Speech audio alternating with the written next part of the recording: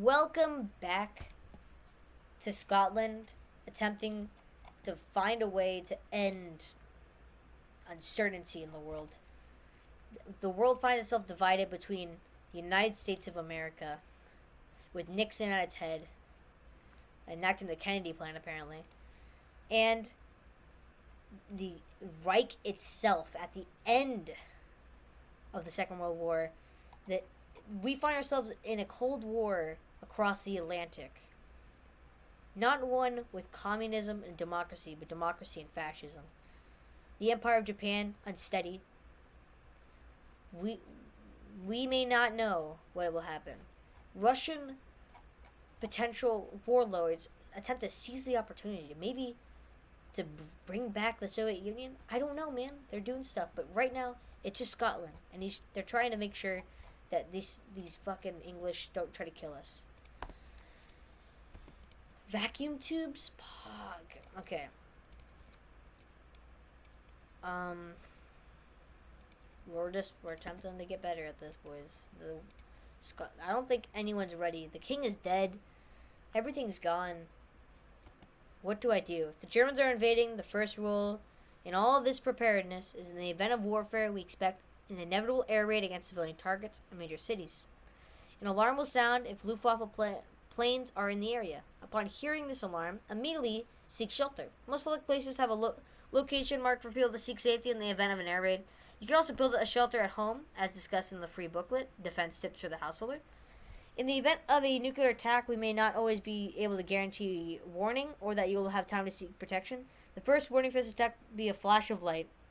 Immediately take cover behind a wall, duck down, cover the back of your neck with your hand. Attempt to cover your face with upper paper or clothing with your hand. Attempt to protect you against your radiation. You will not stay in this position until a policeman or another authority informs you it is safe.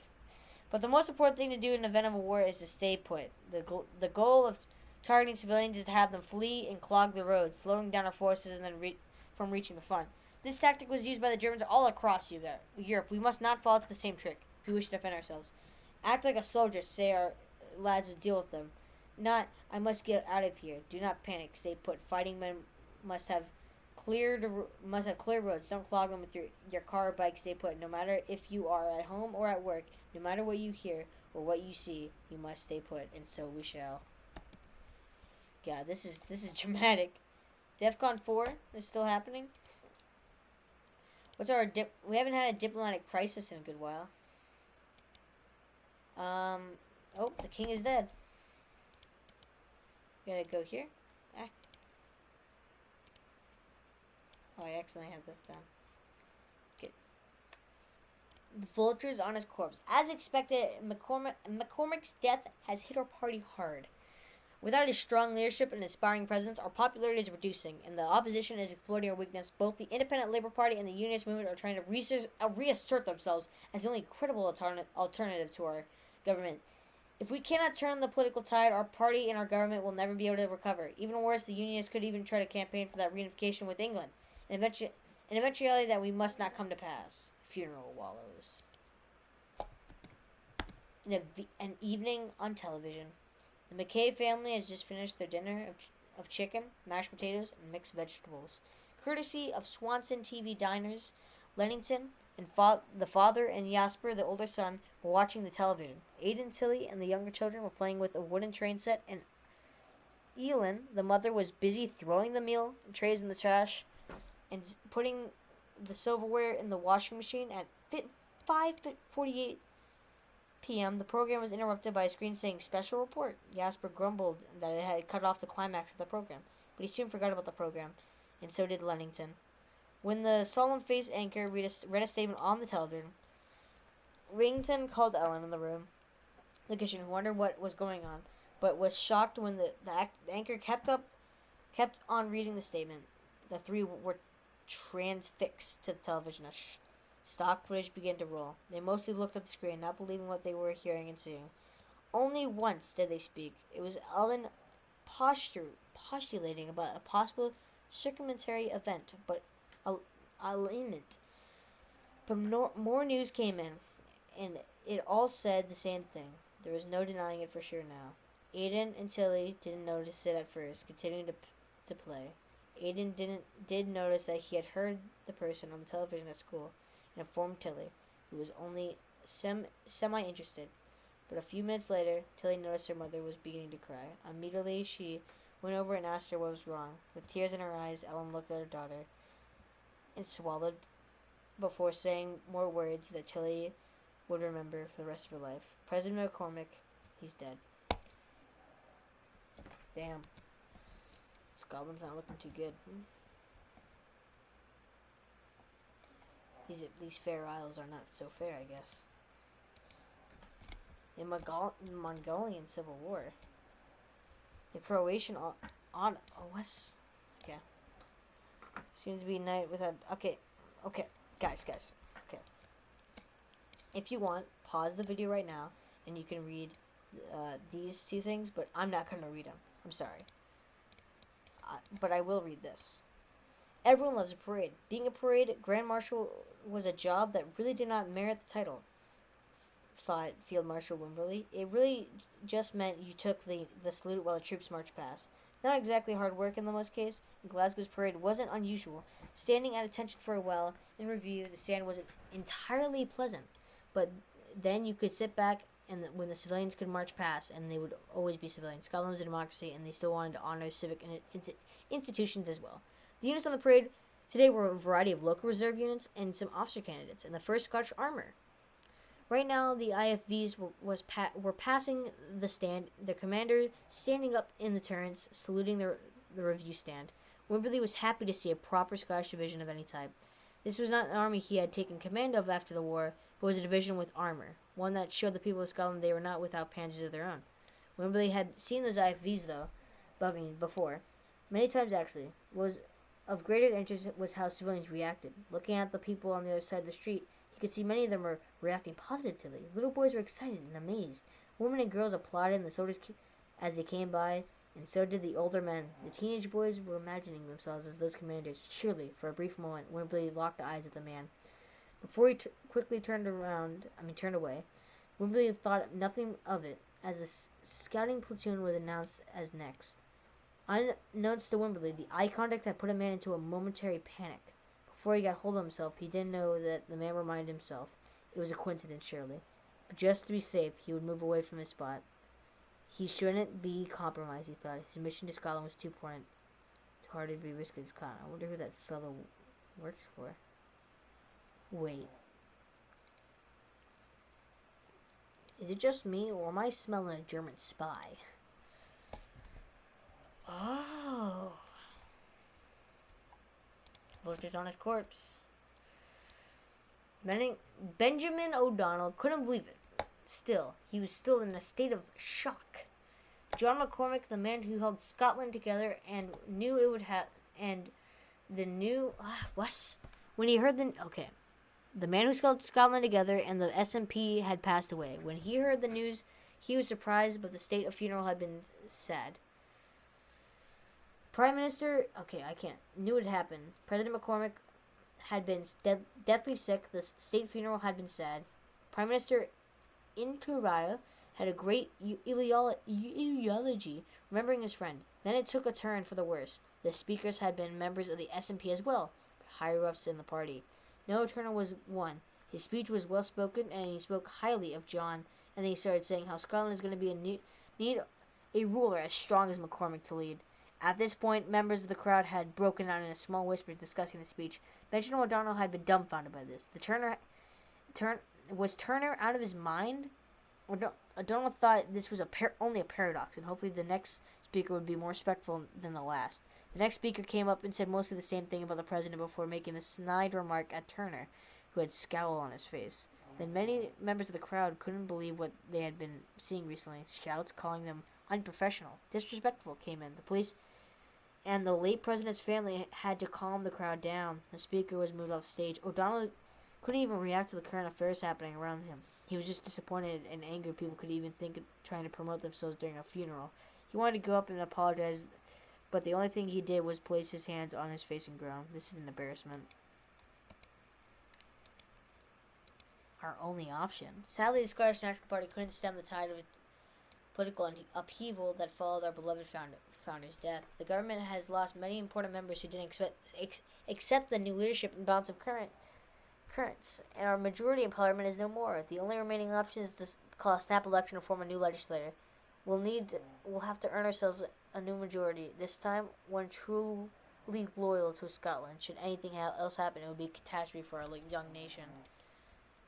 A unionist? Okay, hold up. Unionist? Anybody? I mean, like, come on. Doesn't like, I want a unionist uprising. I kind of want to see we come together, give a big middle finger to Germany. Does that sound cool? Oh, we're on DEFCON 5 now. Did something happen? Mongolia unifies. So that helped world tension a little bit. Okay, cool. Disagreements in parliament. There's an ongoing conflict.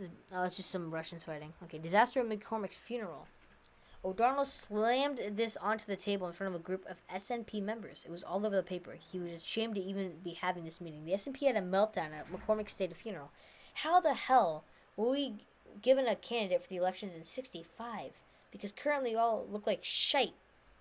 O'Donnell screamed at this at the table. He was embarrassed beyond belief. His party had been slammed by the ILP and Unionists. They had alienated themselves. Even the armed forces who usually back the SNP issued a statement saying they disagreed the actions of a funeral. As O'Donnell thought of something to say next, one of the MPs piped up and said they should be the candidate that unites the party. It then rapidly devolved into insults being slung back and forth.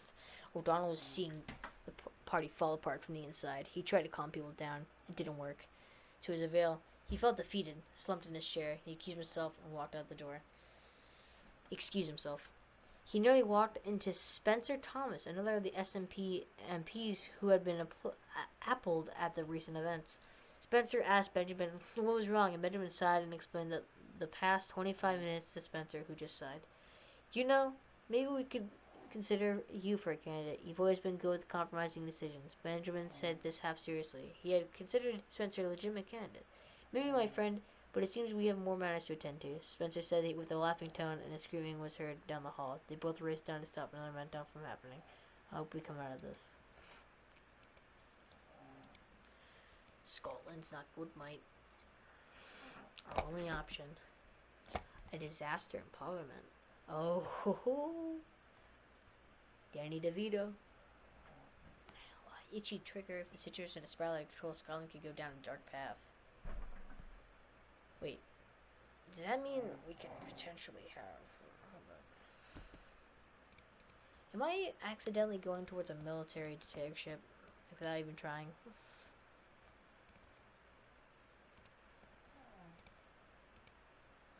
What am I doing? That's a bad idea.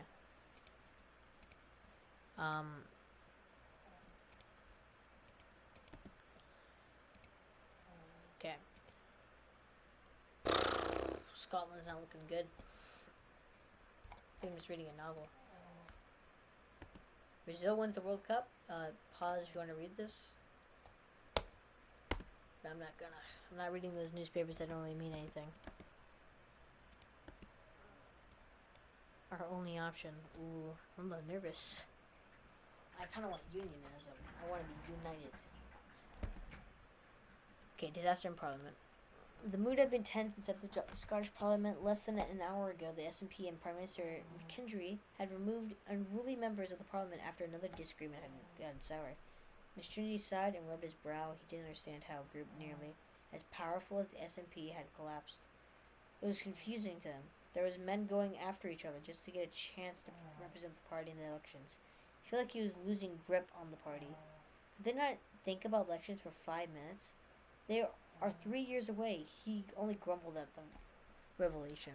The SNP was collapsing random, while the ILP and the UP had been far from the chaos. However, some of their members as well had to be removed from the Parliament this morning. He wondered what John would do before having an idea. He had called his advisors into his office and told them his plan. It wasn't until the next day that he finally realized his plans for his speech. It would be on the radio and on television, of course.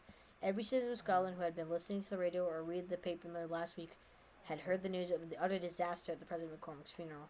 The speech was simple. It would be first to apologize to the people about the actions of the MPs at the funeral. It would then announce that the general elections are being moved up into this year to accommodate the current environment of the Scottish Parliament. Robert took a deep breath and then spoke. Let's hope this works. Phantom message. It had been nearly the next day. A small group of Unionists invited some of their compatriots to a small party at the more radical member's house. They had partied throughout the entire night into the morning. Then the true purpose of their meeting was revealed to them through a message. The radio crackled to life, and then came out the voice of a phantom major. As I'm sure you've heard, the country has called a general election to occur in the coming months. This has fast-tracked our current efforts. Our current timeline has us getting more support within the local populace. It seems the situation in the South has gotten more grave. I feel like the great conflict may accelerate our chances of unifying, but it seems like too early to tell. For us to succeed, we need to put all of our efforts into winning this election. I shall see what I can do, but the traitors this time will tell. Any questions on the assignment? Does Bushin know the true importance of our mission? Asked one of the Unionists. No. This will stay between you. Must influence the party in all efforts to win. I must go. However, good luck in the upcoming election. This is our last chance. And just like that, the phantom disappeared. Phantom walks again.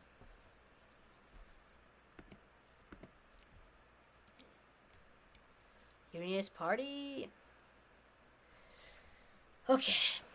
Every citizen of Scotland is aware that this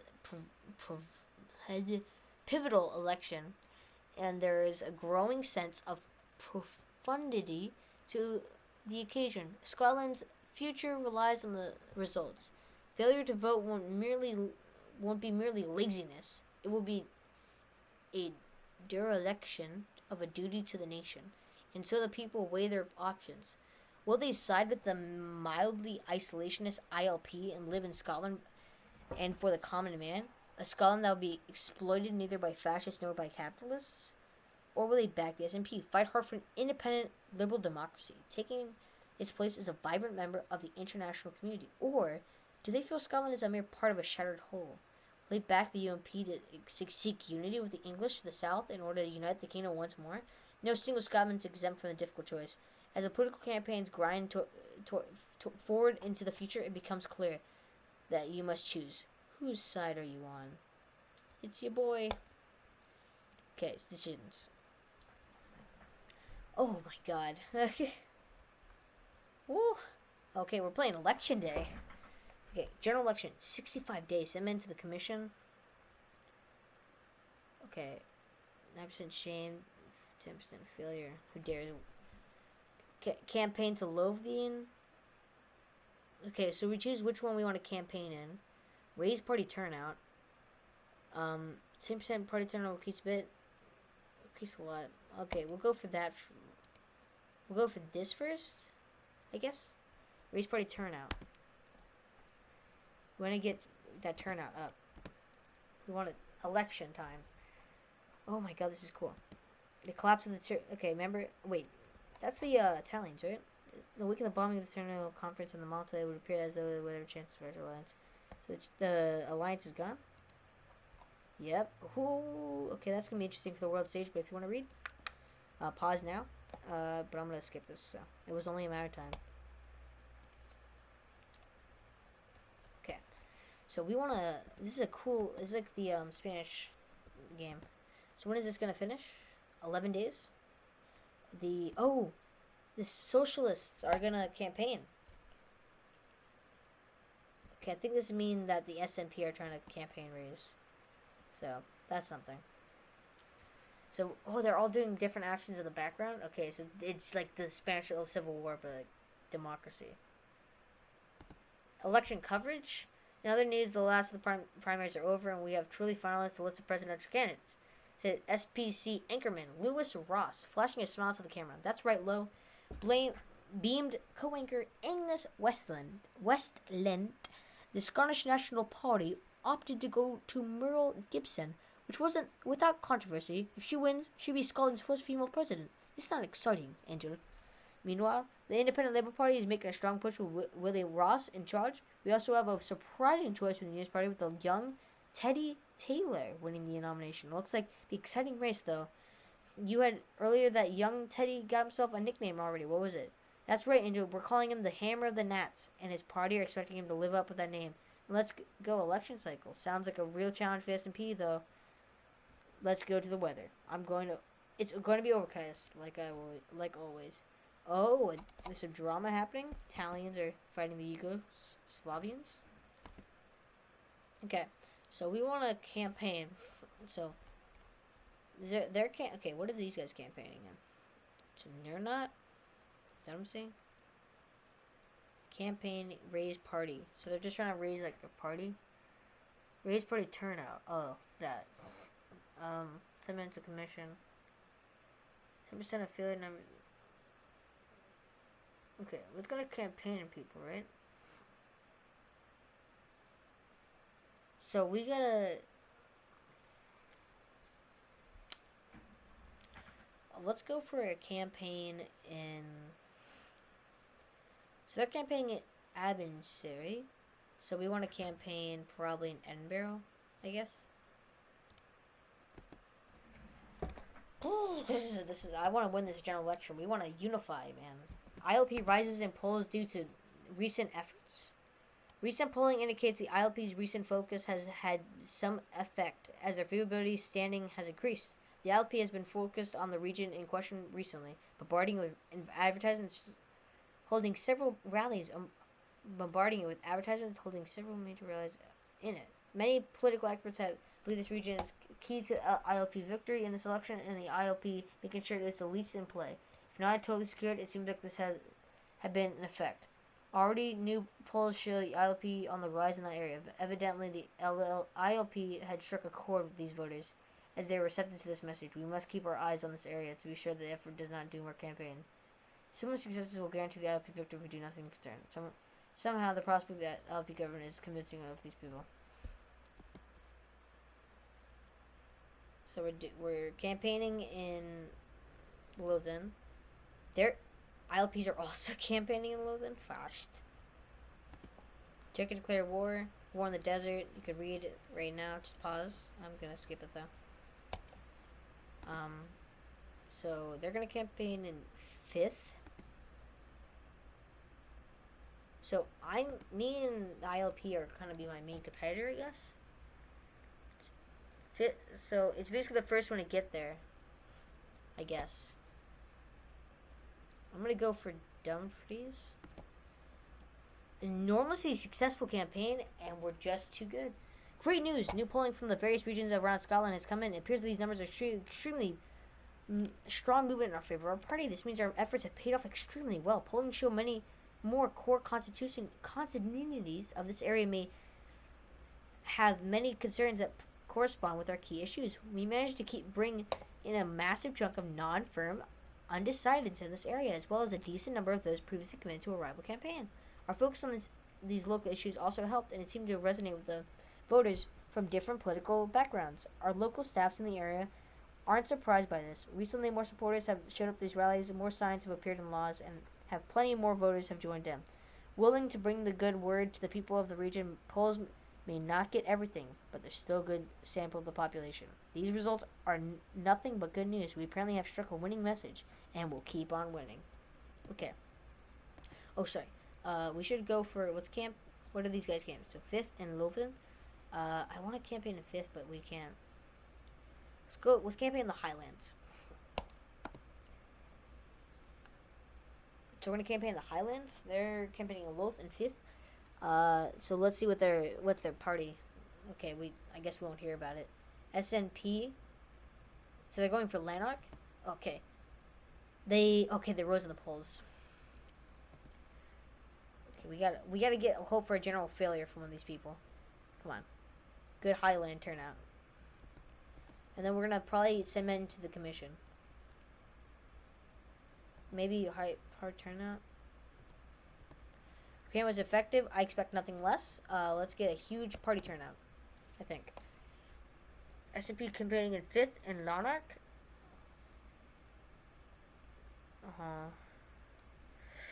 I want to win this election. I want to. We got to bring the unions together. Race Party to turn out the general elections in 7 days. Not 7 days, 12 days. This is basically the last campaigning efforts. Come on, Race Party turn out. I'm going to raise it right before. Come on. Increase by a lot. Increase by a lot. Increasing by a lot.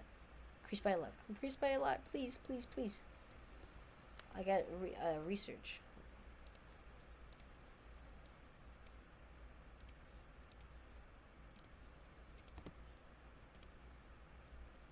Cool, we got light artillery and interceptors.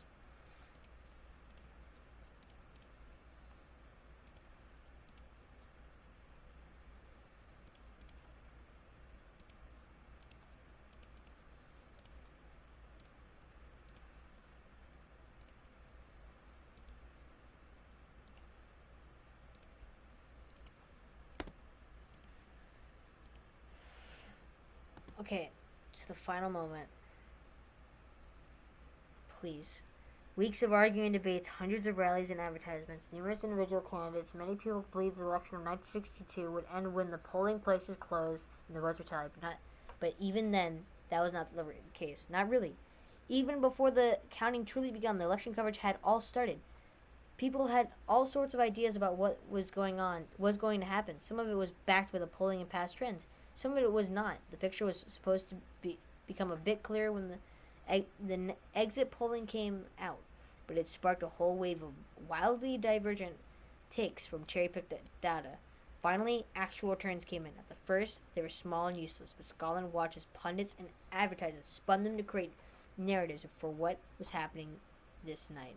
More and more votes were counted and reported. Some of them wilder outcomes were discarded, but many people diverged on the final outcome. There is still a range of possibilities. Any of them could be true, as long as the votes still need to be counted.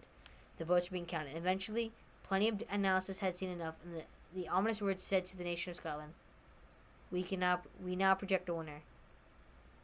And we're going to find that winner in the next episode, because I'm just a clickbaiter. Sorry. 両手広げて